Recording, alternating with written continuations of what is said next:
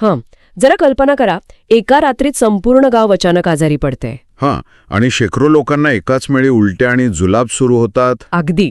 दवाखाने हाऊसफुल होतात, प्रशासनाची पूर्ण धावपाळ उडते. आता अशा वेळी आपल्याला साहजिकच वाटेल की हा नक्कीच एखाद्या नवीन, अज्ञात आणि भयंकर व्हायरसचा हल्ला असावा. पण जेव्हा याची खरी चौकशी होते तेव्हा कारण अतिशय धक्कादायक आणि क्षुल्लक निघतं. हो ना. गावाच्या गोदामात पाणी शुद्ध करण्यासाठी ठेवलेली ब्लिचिंग पावडरची पिशवी कुणीतरी उघडीच सोडून दिलेली असते आणि फक्त त्या एका साध्या चुकीमुळे अख्खं गाव मृत्यूच्या दारात उभं राहतं. हे खरंच खूप भयंकर आहे. नक्कीच. आणि आजच्या आपल्या या सखोल चर्चेत आपण याच विषयावर बोलणार आहोत. छत्रपती संभाजीनगर जिल्ह्यातील प्राथमिक आरोग्य केंद्र दौलताबाद यांनी एक असा भन्नाट आणि धाडसी प्रयोग सुरू केलाय. हो, आणि हा प्रयोग अशा मानवी चुका मुळासकट उपटून काढण्याचा प्रयत्न करतोय. बरोबर. त्यांनी ग्रामपंचायतींच्या पिण्याच्या पाण्याच्या व्यवस्थेवरून थेट लाल, पिवळे, हिरवे आणि सिल्वर कार्ड वाटप करण्याची एक अत्यंत वेगळी पद्धत सुरू केली आहे. आणि मला वाटतं ही पद्धत केवळ कागदावरची एक नवीन प्रशासकीय कसरत नक्कीच नाहीये, तर सार्वजनिक आरोग्याच्या दृष्टीने हा एक अत्यंत महत्त्वाचा आणि विचार करायला लावणारा प्रयोग आहे. कारण जेव्हा आपण पिण्याच्या पाण्याविषयी बोलतो तेव्हा आपण थेट लोकांच्या जगण्या मरण्याविषयी बोलत असतो. अगदी बरोबर. पण आजची आपली ही सखोल चर्चा फक्त या नियमांची जंत्री वाचून दाखवण्यापुरती मर्यादित राहणार नाहीये. आपण यावर एक सविस्तर आणि वादळी चर्चा करणार आहोत. ते गरजेचं आहे. कारण मी जेव्हा हे निकष वाचले तेव्हा मला पहिला प्रश्न हाच पडला की ही कार्ड देण्याची पद्धत खऱ्या अर्थाने ग्रामीण आरोग्यामध्ये क्रांती घडवून आणेल की अधिकाऱ्यांच्या हातात सरपंचांना अडकवण्याचे एक नवीन हत्यार देईल. बघा, हा खूपच रास्त आणि व्यावहारिक प्रश्न आहे. आणि या प्रश्नाचं उत्तर शोधायचं असेल तर आपल्याला आधी थोडं इतिहासात जावं लागेल. प्रशासनाला का करावी लागते? ऐतिहासिक संदर्भ पाहिला तर गावोगावी जलजन्य आजारांच्या म्हणजे पाण्यावाटे पसरणाऱ्या आजारांच्या साथीचे उद्रेक हा नेहमीच आपला एक गंभीर प्रश्न राहिलाय. हो, पूर्वी कॉलरा किंवा टायफॉइडच्या साथी खूप यायच्या. अगदी. गॅस्ट्रोसारख्या आजारांनी भूतकाळात संपूर्ण गावेच्या गावे कशी उद्ध्वस्त केली आहेत याची असंख्य उदाहरणे आपल्याकडे आहेत. पण मग प्रशासनाने यावर उपाय म्हणून काय ठरवलं? कारण पाणी तर लोक रोजच पितात. मग ह्याच्या तपासणीचे निकष कसे ठरवले गेले? म्हणूनच वैद्यकीय अधिकाऱ्यांमार्फत वर्षातून 2 वेळा पाण्याची आणि परिसराची तपासणी करण्याची सक्तीची पद्धत लागू करावी लागली. अच्छा, वर्षातून 2 वेळा. हो. दौलताबाद प्राथमिक आरोग्य केंद्राच्या या कागदपत्रांमध्ये नमूद केल्यानुसार पहिले सर्वेक्षण एप्रिल ते जून आणि दुसरे सर्वेक्षण ऑक्टोबर ते डिसेंबर या काळात केले जाते. थांबा, इथेच मला एक मोठा प्रश्न पडतोय. जर पाणी आपण वर्षभर पितो तर तपासणी फक्त ह्याच 2 विशिष्ट काळात का? जानेवारी किंवा फेब्रुवारीत का नाही? खूप चांगला प्रश्न आहे. म्हणजे यामागे काही विशिष्ट वैज्ञानिक कारण आहे की फक्त अधिकाऱ्यांना सोयीचं पडतं म्हणून हे महिने निवडलेत? नाही, यामागे अत्यंत अचूक वैज्ञानिक आणि भौगोलिक कारण आहे. हे दोन्ही काळ सार्वजनिक आरोग्याच्या दृष्टीने अत्यंत संवेदनशील असतात. म्हणजे एप्रिल ते जून हा उन्हाळ्याचा काळ असतो, बरोबर? अगदी. आता या काळात भौतिकदृष्ट्या काय होतं? विहिरींची आणि बोरवेलची पाण्याची पातळी एकदम खालावते. अच्छा. जेव्हा पाण्याची पातळी कमी होते तेव्हा त्या उरलेल्या पाण्यात अशुद्धतेचे आणि जंतूंचे प्रमाण सर्वाधिक कॉन्सन्ट्रेटेड म्हणजे केंद्रित होते. शिवाय पाणी टंचाई असल्याने लोक कधीकधी नाईलाजाने असुरक्षित आणि दूषित स्रोतांचे पाणी पितात. अच्छा, म्हणजे उन्हाळ्यात पाण्याचा साठा कमी असल्याने धोका वाढतो, हे पटलं मला. पण मग ऑक्टोबर ते डिसेंबरचं काय? तो तर पावसाळ्यानंतरचा काळ असतो. तेव्हा तर भरपूर पाणी असतं ना? मग तिथे काय अडचण आहे? तिथेच तर खरी मेक आहे.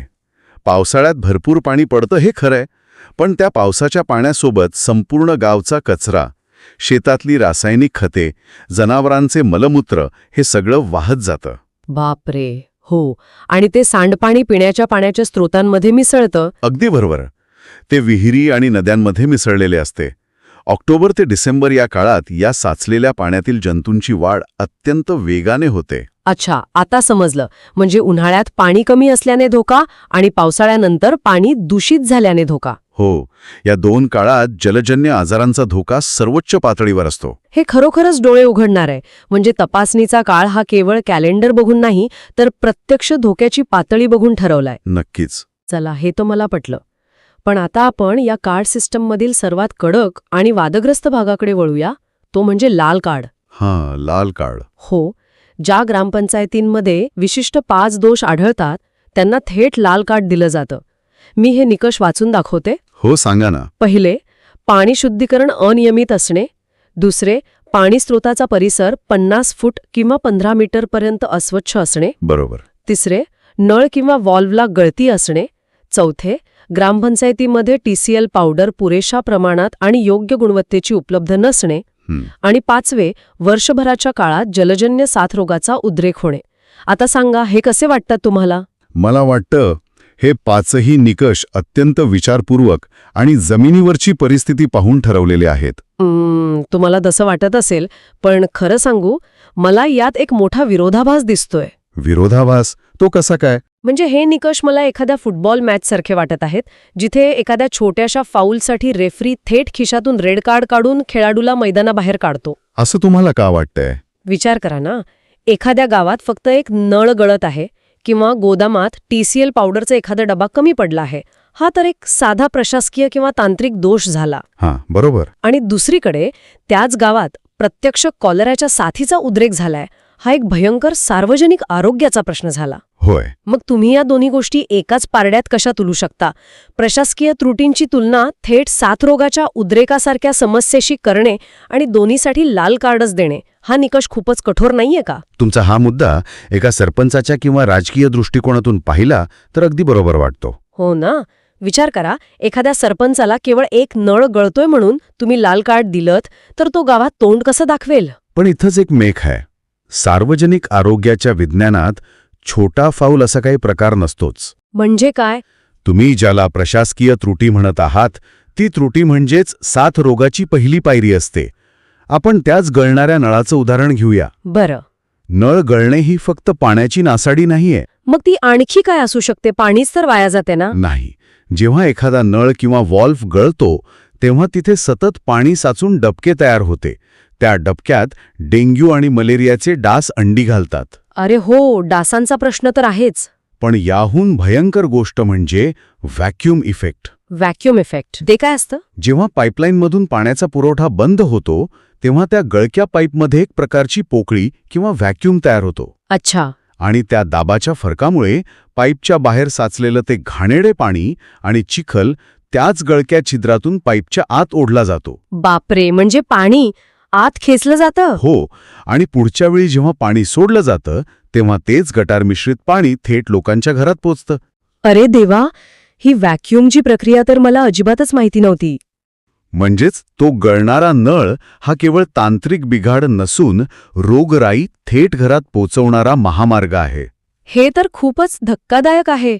म्हणजे नळातून पाणी फक्त बाहेर जात नाही तर घाण आतही येऊ शकते. अगदी तंतोतंत. आणि तुम्ही जो TCL पावडरचा मुद्दा मांडला तो तर याहूनही अधिक गंभीर आहे. हो, मी पावडर कमी पडल्याचं उदाहरण दिलं होतं. TCL म्हणजे ट्रायक्लोरो आयसोसायन्युरिक ॲसिड किंवा ज्याला आपण ब्लीचिंग पावडर म्हणतो. पाणी निर्जंतुक करण्यासाठी याचा वापर होतो. पण यात मुख्य घटक असतो क्लोरीन. हो, क्लोरीन पाणी स्वच्छ करतं हे आपल्याला शाळेतच शिकवलं जातं. पण शाळेत हे शिकवलं जात नाही की क्लोरीन हा अत्यंत अस्थिर आणि उडून जाणारा वायू आहे, ज्याला आपण व्होलटाईल म्हणतो. अच्छा, म्हणजे तो हवेत उडून जातो. हो. जर ग्रामपंचायतीच्या गोदामात TCL पावडर उघड्यावर राहिली किंवा ती योग्य पद्धतीने साठवली नाही तर त्यातला क्लोरीन वायू हवेत उडून जातो. हां. मग मागे काय उरतं?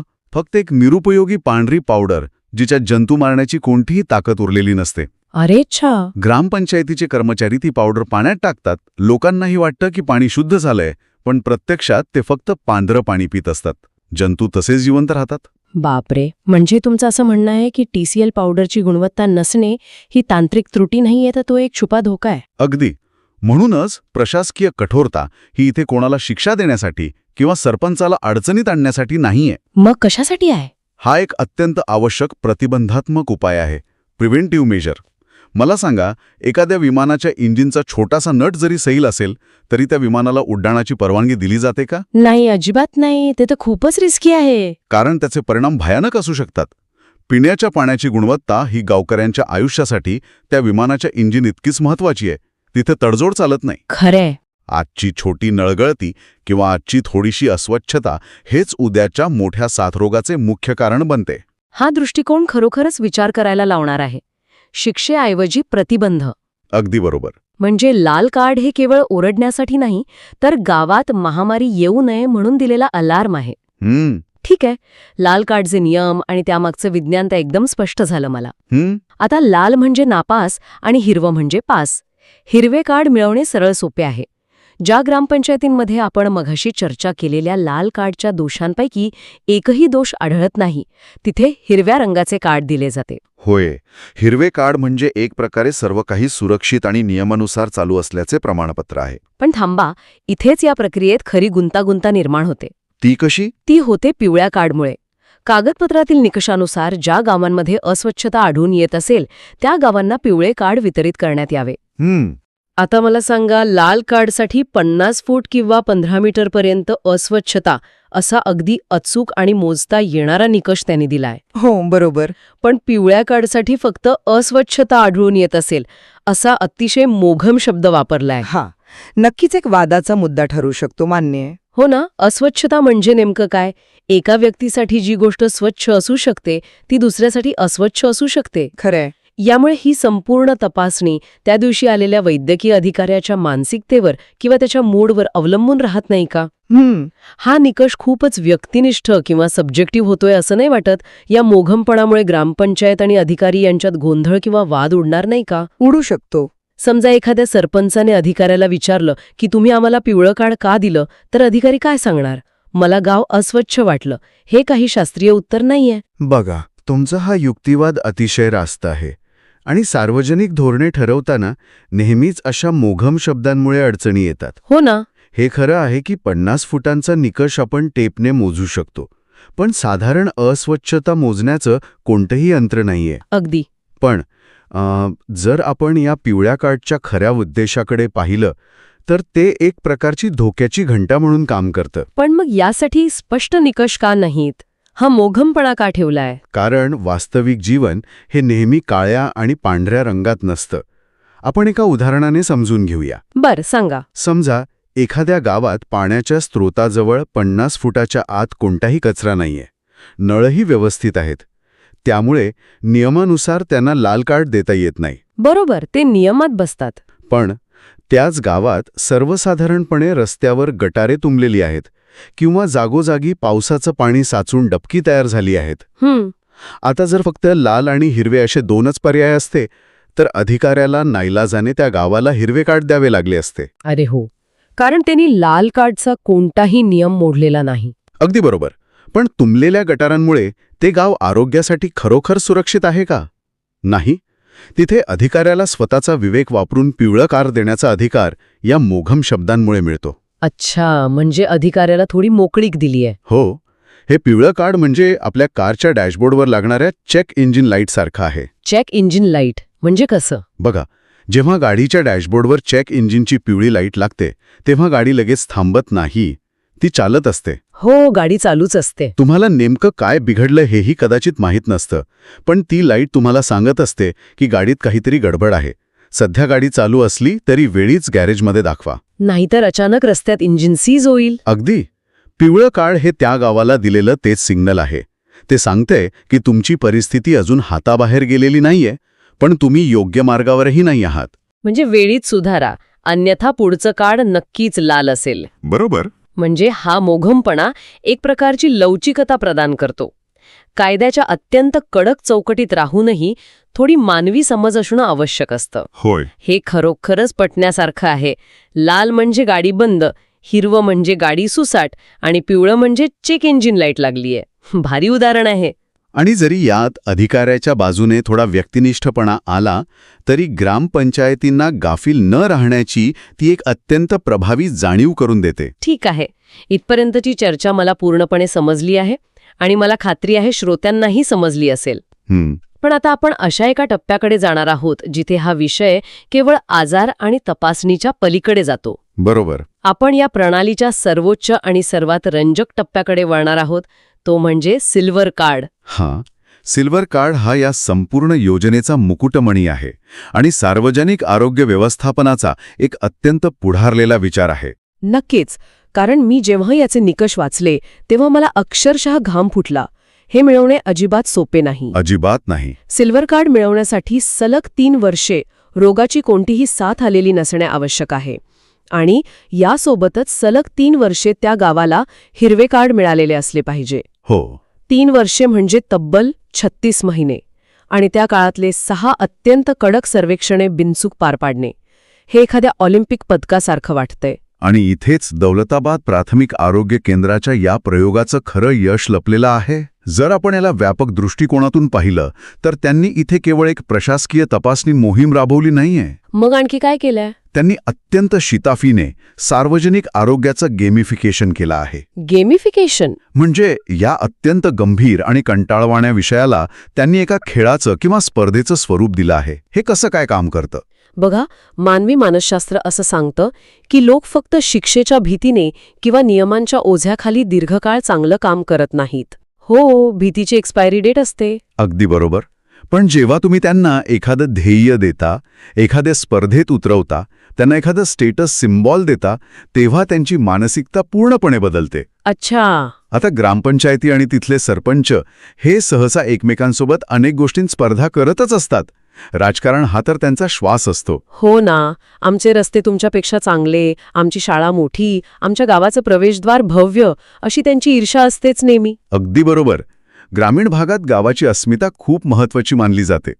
आता या कार्ड प्रणालीने काय केलं? त्यांनी सरपंचांना आमच्या गावाचं पाणी सर्वात स्वच्छ आणि आमच्याकडे सिल्वर कार्ड आहे ही एक नवी आणि अत्यंत सकारात्मक स्पर्धा दिली. अरे वा. आता हे सिल्वर कार्ड फक्त एक कागद राहत नाही, तर ते गावाच्या अस्मितेचं आणि सरपंचाच्या कार्यक्षमतेचं एक प्रतीक बनतं. अरेच्या, म्हणजे विचार करा, एखाद्या गावाच्या प्रवेशद्वारावरच मोठा बोर्ड लावलेला असेल, सलग 3 वर्ष सिल्वर कार्ड प्राप्त आदर्श गाव. ही त्या गावकऱ्यांसाठी आणि ग्रामपंचायतीसाठी किती अभिमानाची गोष्ट असेल. नक्कीच. आणि याचा सर्वात मोठा आणि दीर्घकालीन परिणाम काय होईल माहितीये? सवयींमध्ये होणारा कायमस्वरूपी बदल. सवयींमध्ये बदल? ते कसं? जेव्हा एखादं गाव सलग 3 वर्ष हे सिल्वर कार्ड मिळवण्यासाठी अहोरात्र प्रयत्न करेल, तेव्हा पाणी शुद्ध करणं, गोदामातील TCL पावडरचा साठा आणि त्याची गुणवत्ता तपासणं हे सगळं रुटीन होऊन जाईल. अच्छा, म्हणजे नळांची गळती काढणं हे त्यांच्यासाठी केवळ अधिकाऱ्यांच्या भीतीने करावयाचे काम राहणार नाही. अगदी. 36 महिने सतत एखादी गोष्ट केल्यावर ती तुमची सवय बनते. ती त्यांच्या दैनंदिन प्रशासनाची एक कार्यपद्धती बनेल, ज्याला आपण सिस्टीम म्हणतो. 3 वर्षांच्या अखंड प्रयत्नानंतर स्वच्छतेची एक संस्कृतीच त्या गावात रुजेल. मग त्यांना लाल कार्डची भीती दाखवावी लागणार नाही, कारण त्यांना सिल्वर कार्डची सवय झालेली असेल. बापरे, ही खरोखरच एका जबरदस्त दूरदृष्टीची कमाल आहे. म्हणजे सुरुवातीला लाल कार्डच्या भीतीने काम सुरू होईल. हो. पिवळ्या कार्डच्या इशाऱ्याने ते रुळावर राहील आणि नंतर सिल्वर कार्डच्या अभिमानाने ती कायमस्वरूपी सवय बनेल. केवळ दंड आकारून जे काम कधीच झालं नसतं ते त्यांनी या मानवी मानसशास्त्राचा वापर करून साध्य केला आहे. म्हणूनच दौलताबाद प्राथमिक आरोग्य केंद्राचा हा प्रयोग अत्यंत महत्त्वाचा आणि दिशादर्शक ठरतो. खरंच खूप भारी आहे. ही पद्धत केवळ एका जिल्ह्यापुरती किंवा गावापुरती मर्यादित न राहता संपूर्ण राज्यासाठी किंवा देशासाठी सार्वजनिक आरोग्य व्यवस्थापनाचे एक उत्तम मॉडेल बनू शकते. आणि यात सरकारचा 0 अतिरिक्त खर्च आहे. कोणतंही नवीन बजेट नाही, नवीन कर्मचारी नाहीत. अगदी. पण जबाबदारी आणि उत्तरदायित्व निश्चित करण्याची आणि लोकांच्या वर्तनात बदल घडवून आणण्याची या सिस्टीमची ताकद अफाट आहे. तो मग आजच्या या पूर्ण चर्चेचा गोषवारा काय? आपण आज काय समजून घेतलं? मला वाटतं आपण हे समजून घेतलं की सार्वजनिक आरोग्य हा केवळ दवाखान्यात जाऊन औषध घेण्याचा विषय नाहीये. हो, तो आजाराच्या मुळाशी जाण्याचा विषय आहे.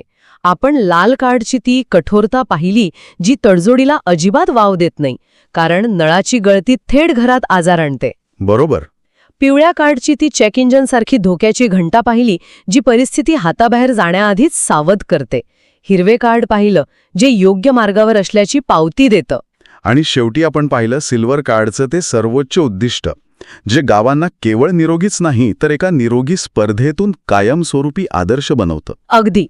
हे सर्व पैलू एकत्र येऊन स्वच्छ पिण्याच्या पाण्यासाठी एक अत्यंत भक्कम, उत्तरदायी आणि पारदर्शक व्यवस्था निर्माण करतात. आणि सर्वात महत्त्वाचं म्हणजे हे सर्व कागदावरचे रूक्ष नियम प्रत्यक्ष जमिनीवरच्या लोकांच्या आरोग्याशी आणि त्यांच्या मानसिकतेशी जोडण्याचं एक उत्तम माध्यम ठरत आहेत. अगदी 100%. आपण सुरुवातीला जो विचार केला होता ती उघडी राहिलेली ब्लीचिंग पावडरची पिशवी आणि आजारी पडलेलं गाव, हां, आता अशा कार्ड सिस्टममुळे अशी बेजबाबदारपणाची वेळच येणार नाही. आता कोणालाही संभ्रम राहणार नाही की त्यांच्या गावाचे पाणी खरोखरच पिण्यायोग्य आहे की नाही. नक्कीच नाही राहणार. आता ह्या सखोल चर्चेच्या शेवटी जाता जाता मी आपल्या सर्वांसमोर एक अत्यंत वेगळा आणि विचार करायला लावणारा प्रश्न ठेवणार आहे. बरं. ग्रामपंचायतींच्या आणि सार्वजनिक पाण्याच्या गुणवत्तेचे परीक्षण करण्यासाठी जर अशा प्रकारची लाल, पिवळी, हिरवी आणि सिल्वर कार्डची पद्धत अत्यंत प्रभावीपणे आणि मानवी मानसशास्त्राचा वापर करून राबवली जाऊ शकते, तर जरा कल्पना करा. कशाची? जर आपण आपल्या स्वतःच्या रोजच्या वैयक्तिक आरोग्य सवयींसाठी अशीच एखादी बिनधास्त आणि अत्यंत कठोर कार्ड सिस्टम लागू केली तर. अरे वा, हा तर खूपच भारी विचार आहे. आपल्या आहारासाठी, आपल्या व्यायामासाठी, आपल्या झोपेच्या वेळांसाठी जर आपण स्वतःचीच अशी कडक तपासणी केली तर या वर्षाच्या शेवटी आपल्याला स्वतःला कोणते कार्ड मिळेल? लाल, पिवळे, हिरवे की थेट सिल्वर? विचार नक्की करा. पुन्हा भेटूया अशाच एका रंजक, सखोल चर्चेसह.